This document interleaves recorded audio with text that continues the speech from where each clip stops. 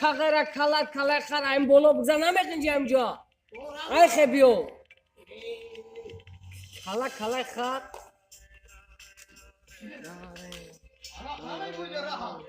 دو بوشی ای موچی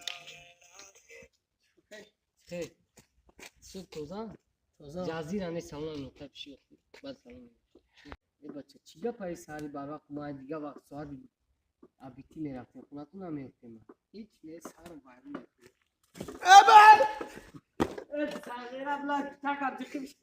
صغيرة بلا سرنگ دنبرا كم انا بتاعك بجيب خشيوخ يعني وما نسترينا ما جورا جازير كان مايمون خدوزادا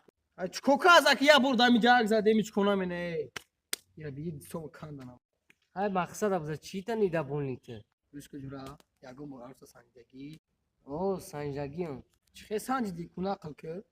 یو چیخدار داره رفته زادو خطیش با اونجا خونه دیدم خونه تموم بده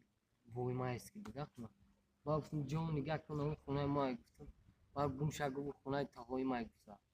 با مو خدی چند قد تلفن نکردن میدونی چیکو که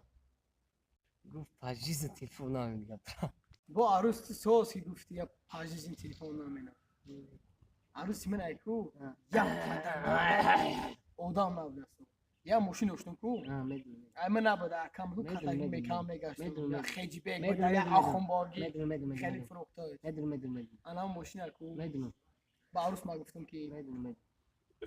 گفتم ماشینی که های که گشته سم کو میدونم انمو ایمن نیست منم سنجیدم گفتم ماشین ایمن نیست ایا کما و بدون چیگو گفتی جان بعد یه هفته شو کایسم داوای کام چیگو دیدی چیگو نه دیدی که بعد یامو کو خونه سخته دمنیم سالشید نبود خوبه که